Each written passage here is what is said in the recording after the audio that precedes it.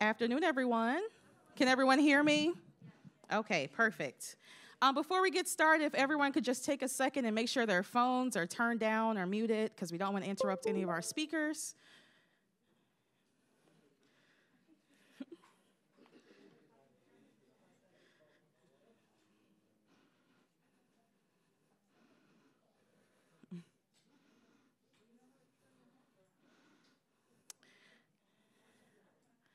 All right, looks like everyone is settled in. Good afternoon, and thank you for coming to the second session of our brain health series, Relax Your Brain. This week, our focus will be on stress and sleep. Relaxing is not solely a physical thing for your body, but your brain needs to chill out too. Research has shown that poor sleep can lead to impaired memory, and chronic stress can impair your ability to learn and adapt to new situations. Today, we will discuss ways to engage in stress-reducing activities and ways to achieve restorative sleep. To begin this week's session, we will hear from our Director of Spiritual Care, Steve Scott.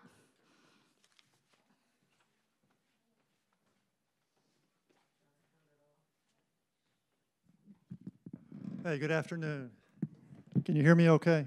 Yeah. So I'm going to be talking about that first word, stress, and how much stress affects just our not only our brain, but our whole body. And if you just take a moment, just think about the things that are causing you stress at this time. Just the word stress, right?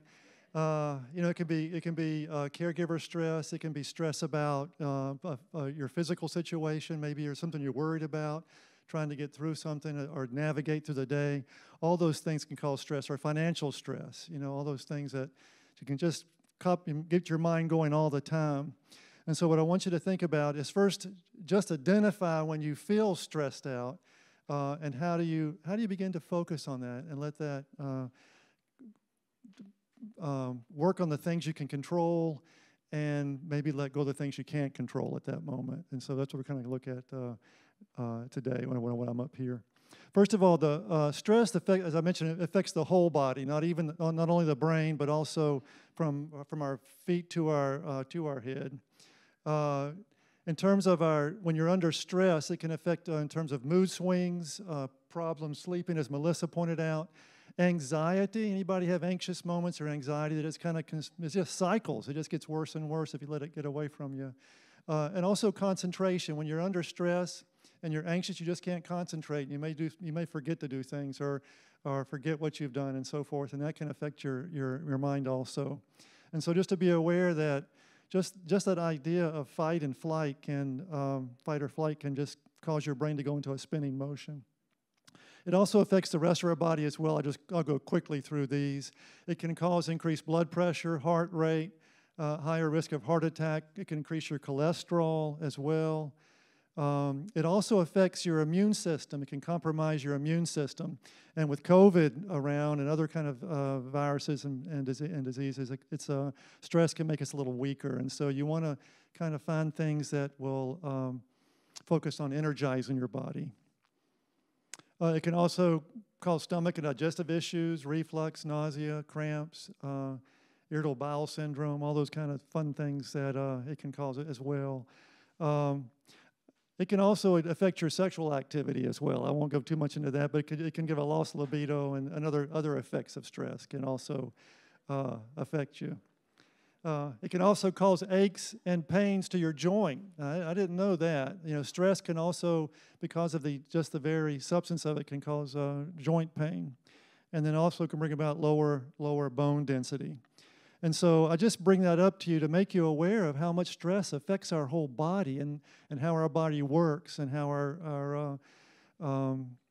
our systems all have to work together and how the body affects all that.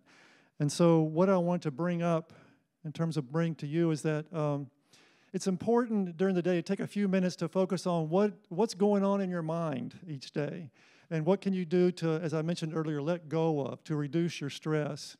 Because stress can cause pain, depression, and more. And so what I want to focus on was just identifying those things and trying to let go of them. And so something I want to pass on to you is how to do a body scan meditation. And after, I'm going to go through this just briefly. We're not going to do it here, don't worry.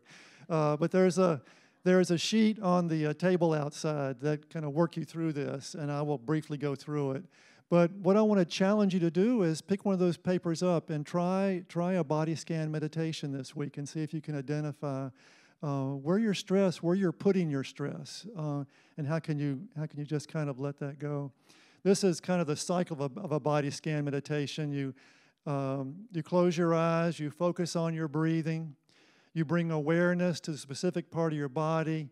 You can start with your feet and just for maybe 20 seconds or so, 20 to 60 seconds, just think about your feet. What are your feet feeling right now? Is there any pain? Is there any kind of stress from walking or tension? And you just focus on your foot, and then in your breath, you just let that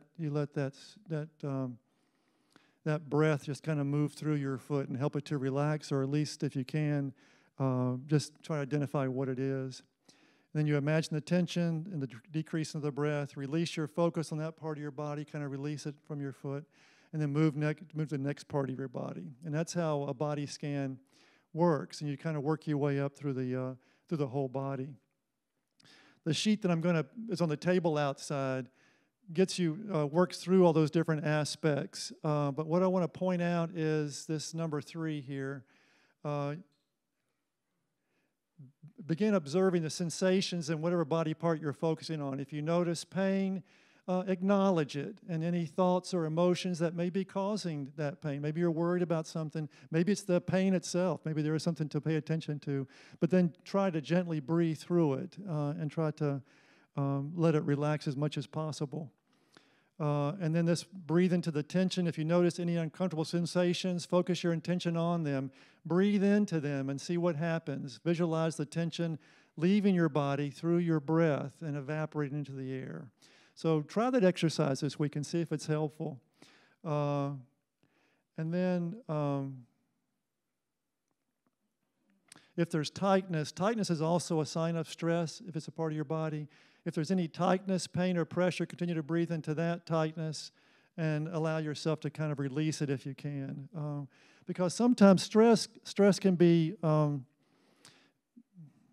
very subtle but continuous. And so you may not be aware you're under stress until you pause and just think about it for a minute. Kind of, like I said, scan your body, because you may be carrying stress and not even aware of it in your worries and thoughts. And so in terms of scanning, that makes you aware of what is this? Where is this coming from? What am I worried about? What can I just let go of? And so scanning the body kind of makes us aware of where we're holding our tension. Sometimes we hold that in our necks and our shoulders, and our legs as well. And so you can just kind of, as you start to relax, you begin to kind of feel those things release. The second thing I just want to share with you briefly is how many people walk around the campus here? Yeah, so quite a few. Now, when you're walking, do you have an agenda? Okay, some of you don't. Some of you don't. Okay, good. So, and the reason why I asked that question is, let me ask you those who don't have an agenda. Are you thinking about something? Are you working through something when you're walking? Yeah. Not you. So you're just walking for walking's sake. Okay. That's what I want to bring up today is the 5 senses. Now, if you're exercising, that's one thing. I exercise also. If you're exercising, I get the agenda thing. But maybe walk without the goal of just exercising a few times a week also. And what I mean by that is you want to be able to use your 5 senses when you're walking. And that's a way of being in the present moment. And that's also a way of being conscious of your stress.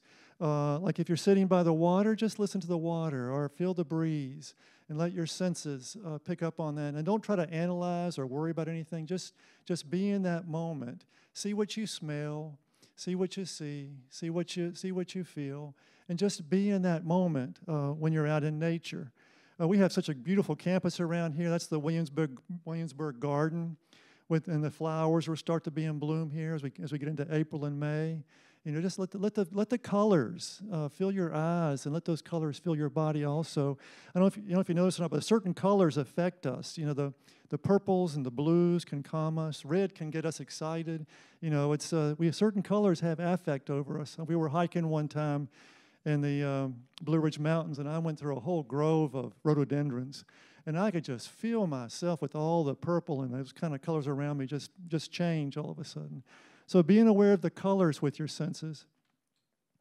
And again, the walking trail around the lake, the water, being close to water. I'm glad we have so much water around here because water has a way of calming us down and helping us to ground and feel centered. And if you can't walk around the pond, there's this water in the front here. And so just being close to water and letting yourself just experience the water and let your mind just rest. Our minds are so busy all the time, right?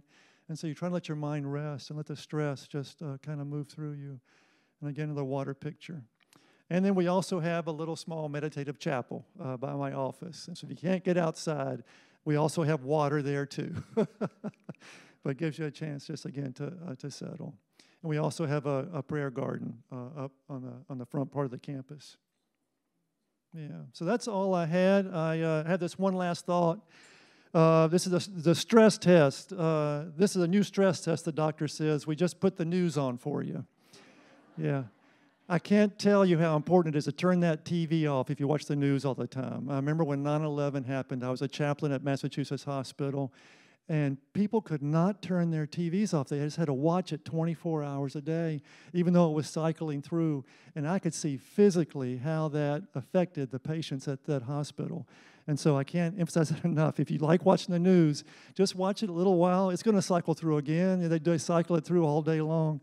But make sure you watch something to make you laugh as well. All right, that's all I had.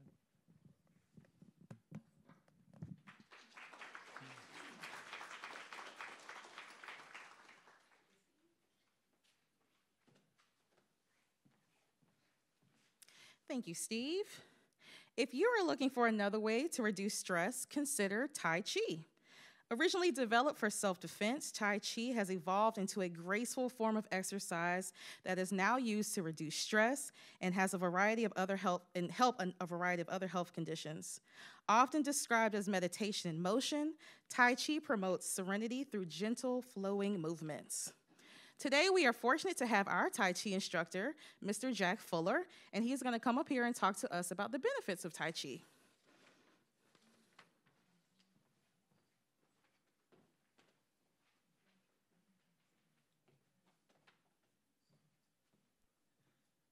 Those were the benefits of Tai Chi. I finished. I've been teaching Tai Chi since 1998. I'm probably older than half of you in here. This wonderful martial art has let me be vertical for a lot of my older adult life. Tai Chi teaches you to let go. It's the art of letting go. One of the major things, obviously, about stress that Steve mentioned is getting involved with everything, mental, physical, just keeping going. If you can just simply let go, and there's many, many different ways of letting go, Tai Chi is one of them. We do gentle movements. We don't do anything that your body doesn't want to do. In fact, a lot of people that are doing Tai Chi in my classes will do it seated. Is Rose here? Rose.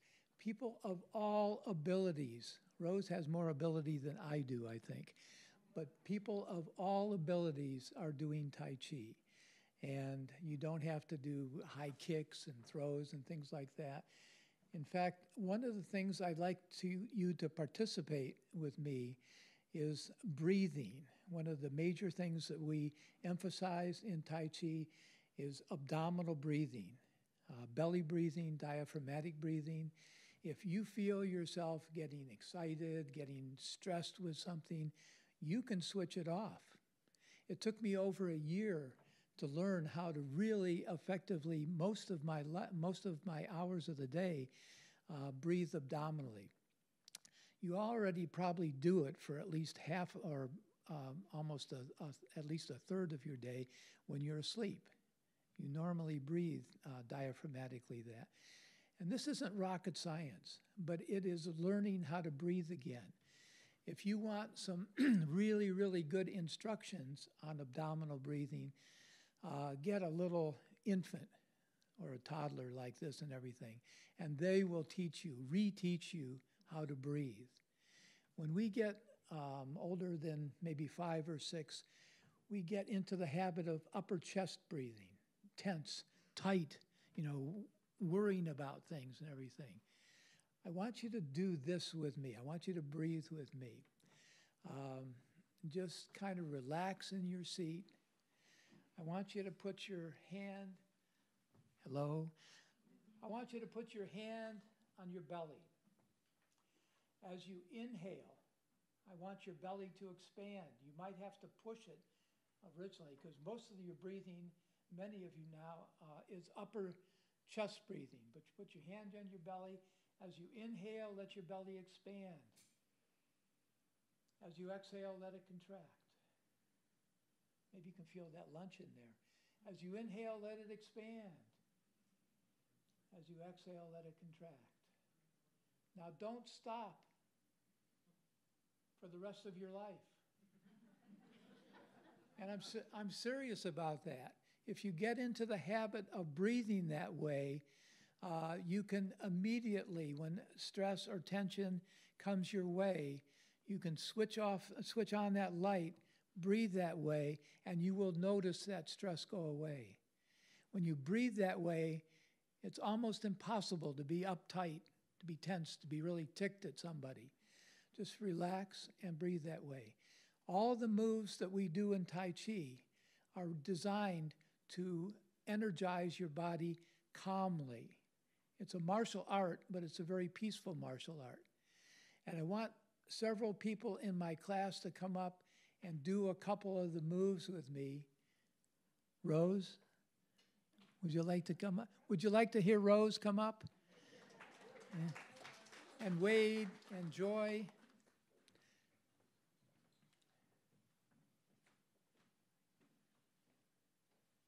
I didn't mention I was going to pay you for this, did I? Okay.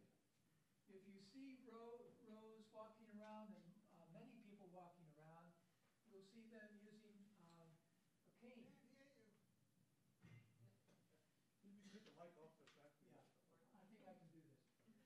If you see a lot of people walking with canes, can you hear me now? You're a rock star. You can do this. Really?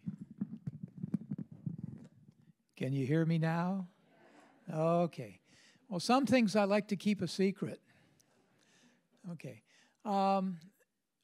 Many people have to walk with canes and everything, and I don't want you to throw your cane away, but with Tai Chi, you will learn movements, and I see Wade's wife back. Wait, your wife wouldn't come up either.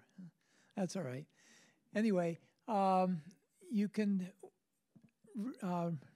find your balance, your peace, and everything while doing this. I'm going to have the people behind me do some moves with me. I'm going to set this down. You don't need to hear. Can you see me? Good.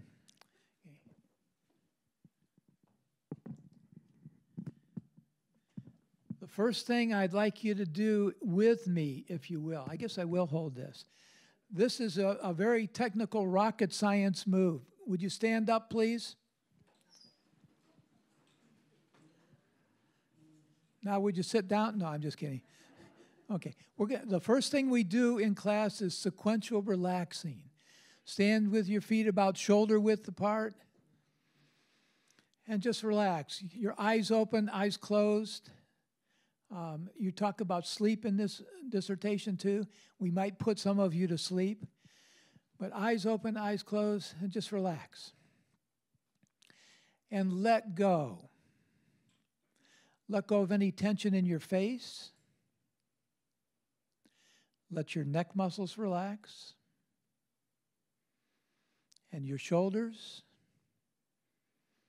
And just be with your breathing. Gentle, natural abdominal breathing. Let your arms relax. And your wrists, hands, and fingers. Feel the peace.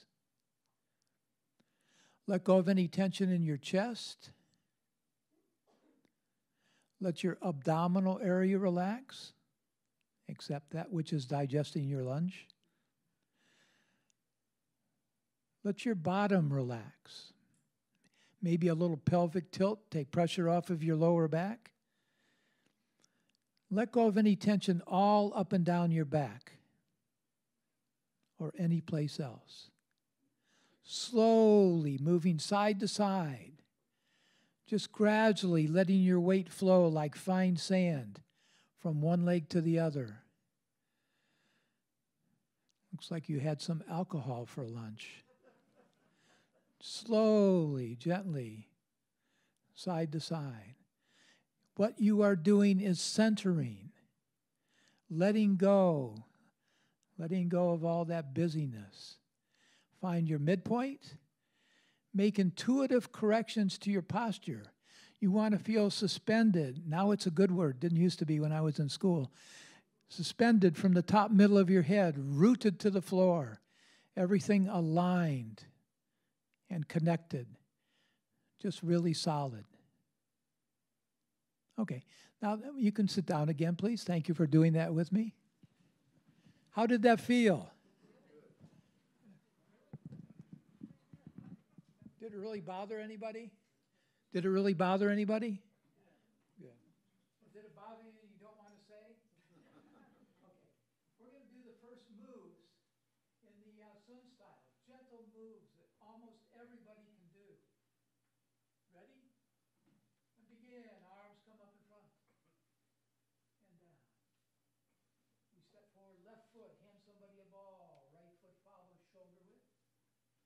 Hands come back in, head width. Qigong breath, inhale. Single whip, small step to the right. Weight 70% right. And back on your left. Stepping out right, wave hands like clouds. It is a martial art. The top hand is warding off. Bottom hand is blocking. We do 3 of these. Shoulders relax.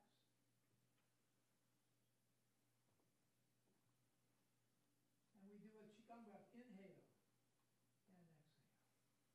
And that's all we're going to do now, but the you want to talk? Okay. Joy and I have been doing Tai Chi together for how long? Since 2014? A few years. Anyway, in fact, one of the forms that we do in Tai Chi is called the joy form. And it really is. My wife and I spent 2 weeks in Hawaii some years ago, and Joy's class at Lakeside United Methodist Church, which used to be my Henrico County class. Anyway, they decided, and Joy said, we do the first 12 moves, but we never do the reverse very much and everything. So the reverse part of that and the initial moves are now called the joy form. I have classes all over Eastern Virginia, in Matthews and Poquoson and Chesterfield and all over the place. Anyway, all my classes are doing the joy form right now. We meet on Wednesdays at 9:20 for a half an hour. And as of now, the next class is it called the studio? The exercise studio. We'll do that on Wednesday. Everybody is invited. You know how big that studio is? Don't everybody come. We did have to move it in here because we were too populated, but we decided to move it back to the exercise studio. Any questions? Any answers? No. Please do this. I turned 80 in February, and I am a lot more limber and actually in shape more than in many ways than when I was playing professional baseball about 100 years ago. But some of it, a lot of it is good genes, but the Tai Chi is just so incredibly good for you. Thanks for listening. Thank you guys for helping me.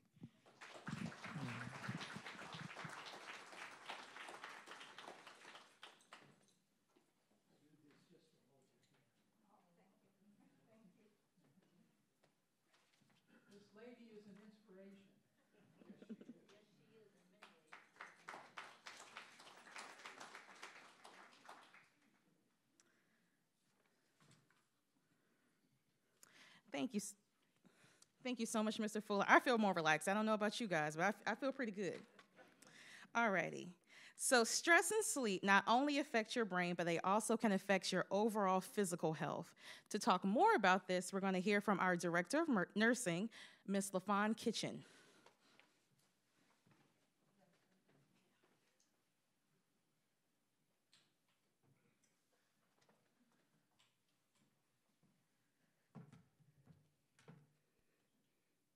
Hello. Can everyone hear me? Good. I am LaFawn Kitchen, the Director of Nursing over in Healthcare. Hello. Tai Chi, thank you. I need to incorporate that into my day. I felt so relaxed. I almost fell asleep. I was like, oh, wait a minute. Okay. All right. When she get this set up, we can start. Here you go.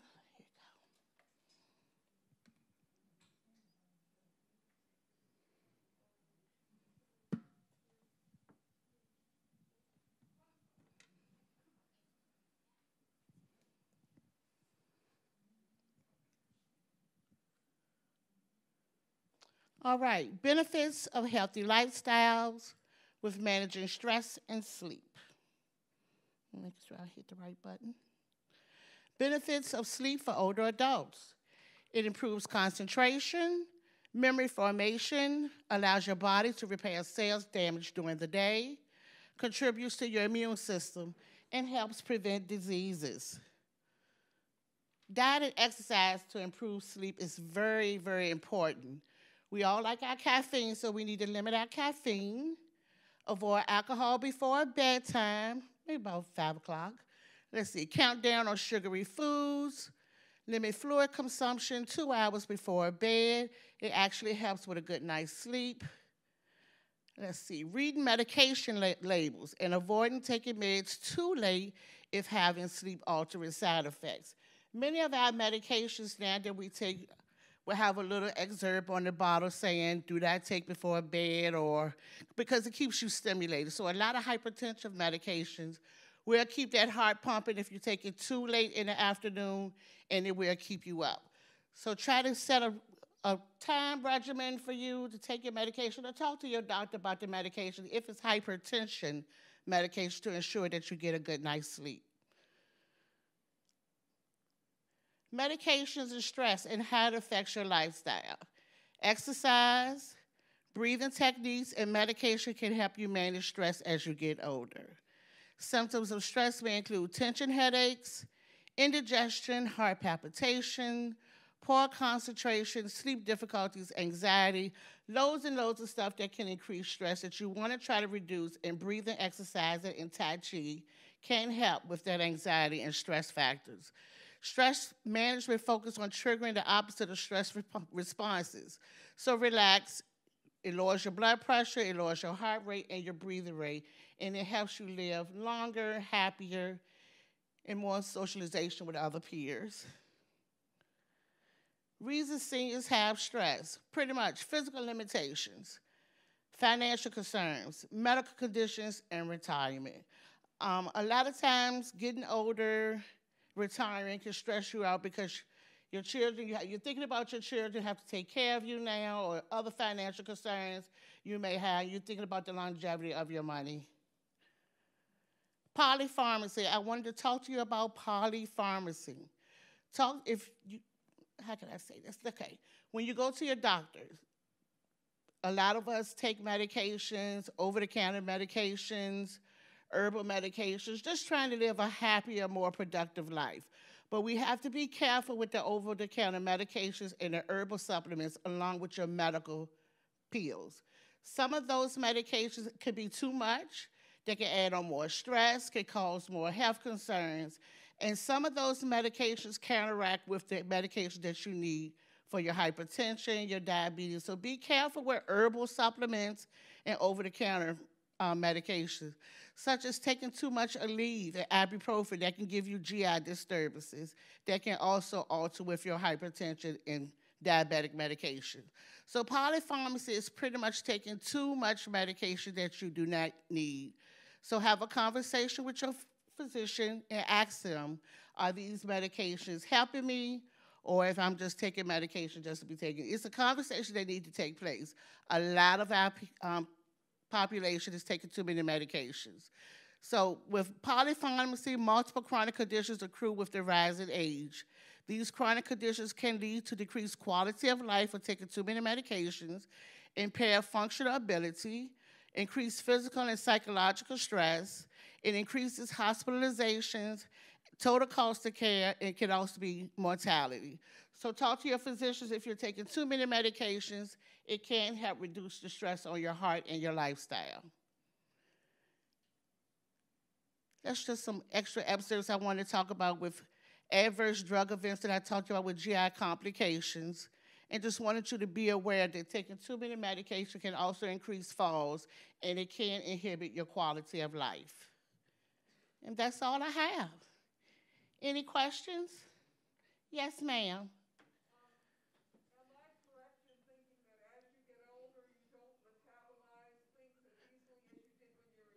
That is correct.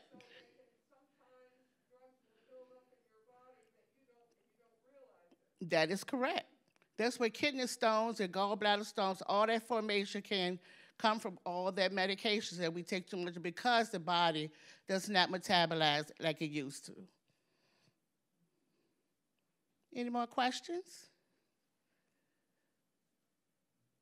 Well, thank you. Thanks for inviting me.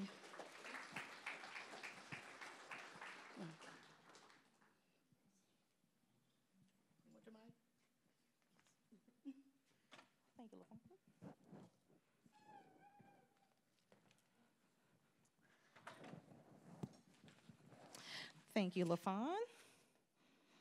And something important that I heard LaFawn say was definitely talk to your doctor about your medications to get some more insight on ways to reduce stress and problems going on inside your body. Okay, moving on.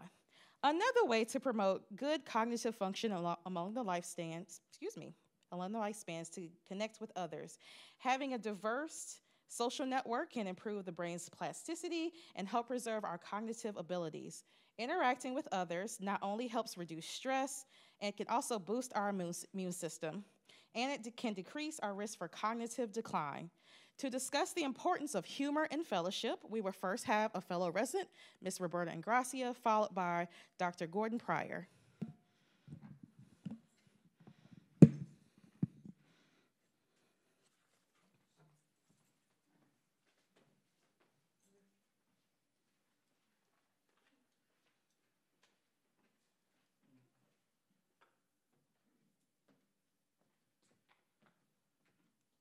I need a little Tai Chi today.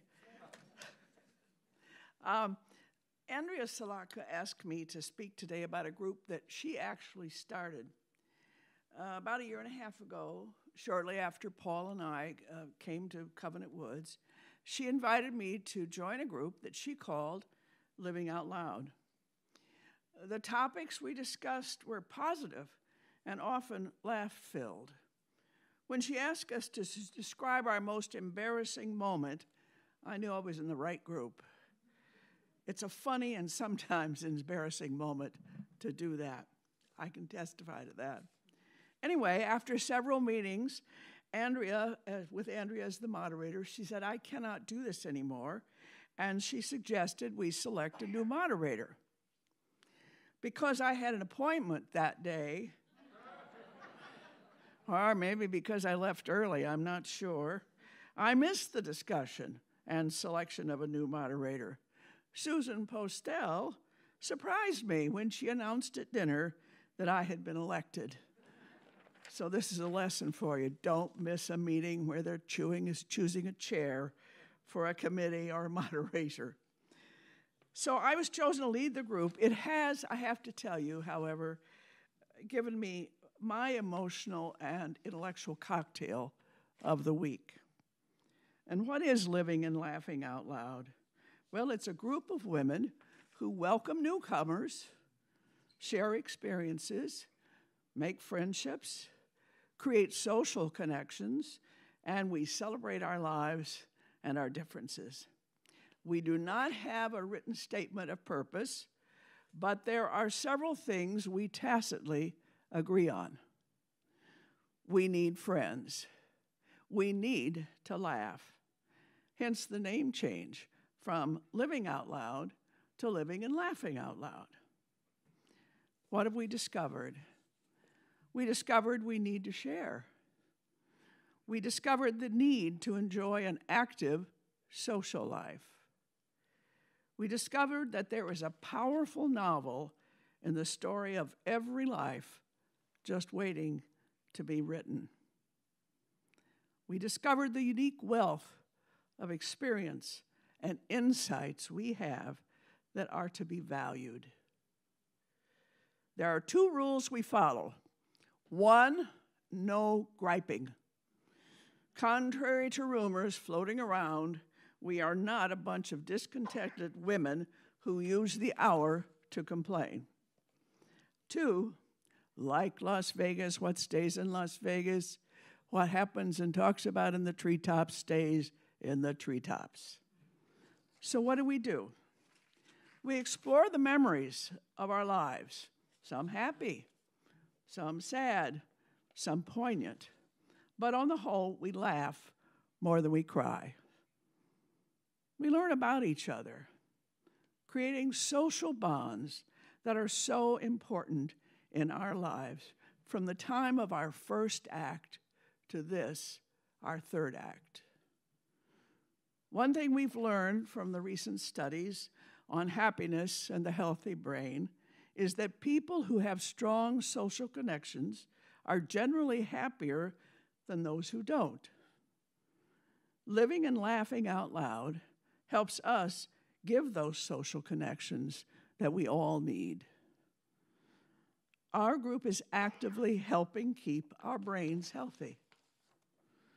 We have and do look at the gift of days and years that we enjoy, but sometimes forget. It is a gift. They are a gift.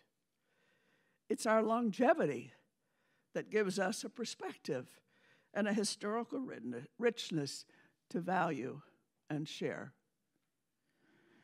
Like the song from the Sondheim musical Follies, good times and bad times, we've seen them all, we're still here. We sometimes forget that there's a joy in memory, and that is a vital part of what we do. We talk about our memories. Do you remember that first date? How about that first kiss? How'd you get along with your siblings? Who was your favorite cousin? Who was that crazy relative you enjoyed? What was your life like when you first married? Was it tough? What's the most embarrassing thing you ever did? You can tell us. What's the smartest thing you ever did? The dumbest thing you ever did? What are the amazing changes in society that you've experienced? What would you tell your 13-year-old self today if you could? Did you have a mentor who helped you in your career? What's the most beautiful city you ever visited? What are you most proud of achieving in your life? These questions contribute to our healthy attitudes and feelings. Of course, all these questions beg the question, why? Why is this so? It's so because it brings us smiles and insights into each other, giving us that bond that is the sign of friendship. The memories of joyful times bring us comfort. We talk about the things that stress us and how we relieve it. We talk about everything, giving positive support to each other. In other words, we support each other in keeping a healthy brain, a healthy mind, and a healthy attitude toward life and each other. The late author Norman Cousins wrote a book called The Anatomy of Illness, which some of you may remember. He reviewed the research and the biochemistry of human emotion. He demonstrated and affirmed the study through his own illness and recovery that humor and laughter, belly laughs, help us when in pain, when we are ill, when in our daily lives. Sometimes, in living and laughing out loud, we have belly laughs, usually at our own expense. Sometimes just chuckles, sometimes just smiles, but we treasure the humor and the fellowship. It gives us connections, a healthy brain, and a more joyful spirit. One of the things I enjoy so much about Covenant Woods is the demonstration of the humor of its residents. Where else would you find a sewing group called the So-and-Sos? Where else would you find a knitters group that calls themselves the Nitwits? And I love the walkers, who are the holy souls, and those who only go halfway are half souls. And if you have to go on your scooter, you're a holy roller. And how about that terrific singing group? The men calling themselves the Creaky Crooners. So they are all affirmations and another affirmation of the recognition of the need for humor, a healthy brain, and a happier life. Aren't we fortunate to live in a place where humor is valued? So what are the biggest gifts of days we have and had that we all share? What are the things that keep us emotionally healthy and connected? It's the friendship and bonds we develop. It's the support of those around us. It's the examined life that has brought us to this place. It's the ongoing learning that expands our knowledge. It's the opportunity to meet and enjoy new friends.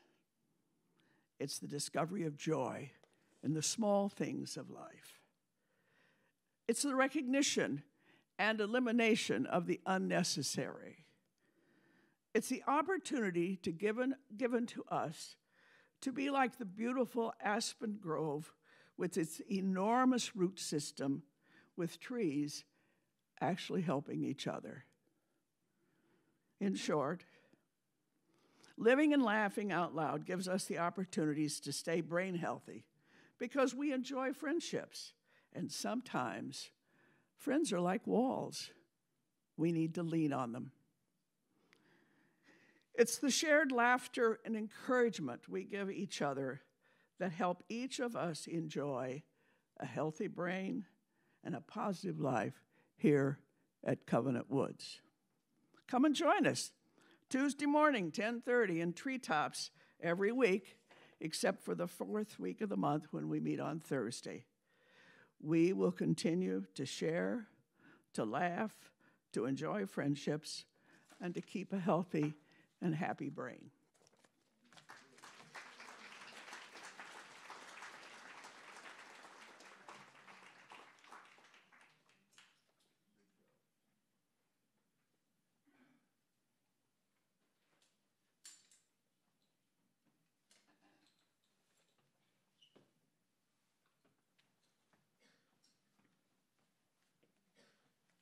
If I begin by telling you that I was on the University of Richmond track team, would that harm my credibility today? We changed. Good to be with you. I'm going to talk about, guess what? Stress. Stress and how it affects the healthy brain. I'm going to share with you about a group of men here at Covenant Woods that are working together to try and reduce stress. And actually, stress is something that I am very familiar with. Being a dentist, I might be considered a stress provider.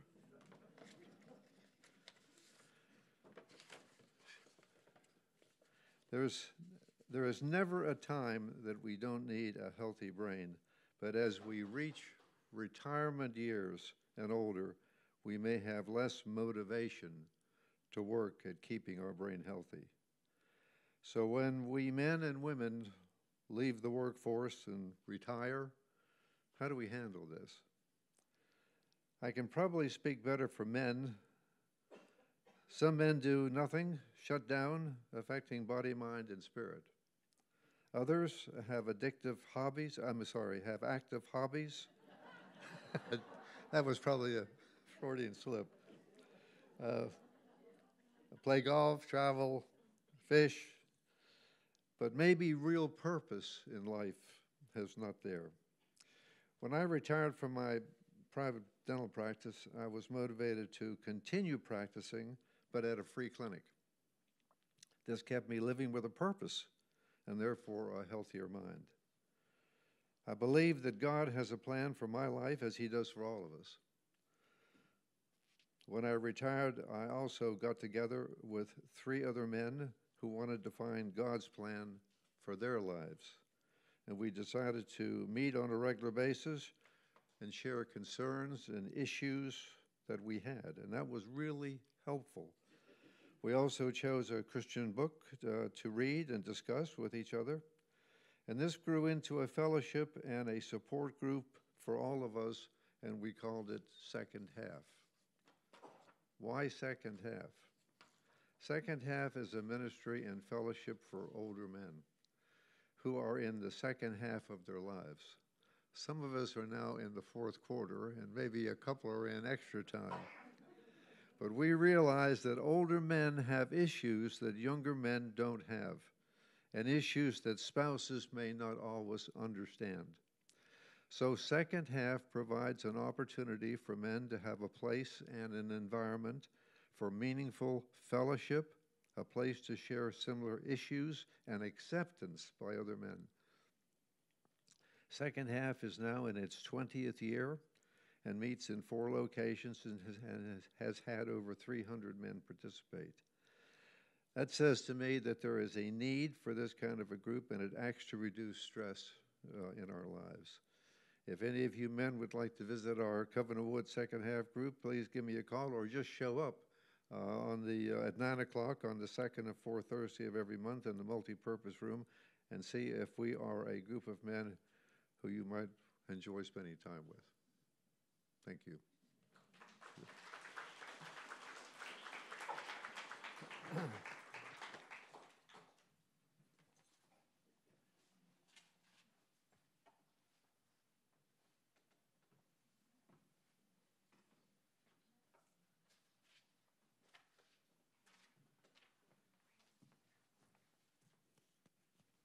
Thank you, Ms. Ingracia and Dr. Pryor. Well, that concludes our session for today. I do want to thank all the presenters that came out. Just a few things to let you know. All 3 of Dr. Gupta's books were checked out of the library, so we are very fortunate about that. Hopefully they will be turned in so others can check them out. Several folks have met with presenters to learn more and to receive additional information. Some have reported they had contacted their primary care providers and have gotten recommendations for neurologists. Informal group meetings are in the planning stages, so watch for more information regarding that. With our time limits, there is no way to delve into all 6 pillars of brain health. We hope to encourage you to embrace and explore the ways to engage your brain, relax your brain, and take steps to protect your brain's health. Hopefully, you become more aware of the services and activities already available here at Covenant Woods. On the resource table, there's a handout from the Cleveland Clinic related to the impact of music to the brain. And there is a program from AARP to participate in a virtual concert featuring Debbie Gibson with a focus on brain health. You don't have to be a member to AARP to attend that.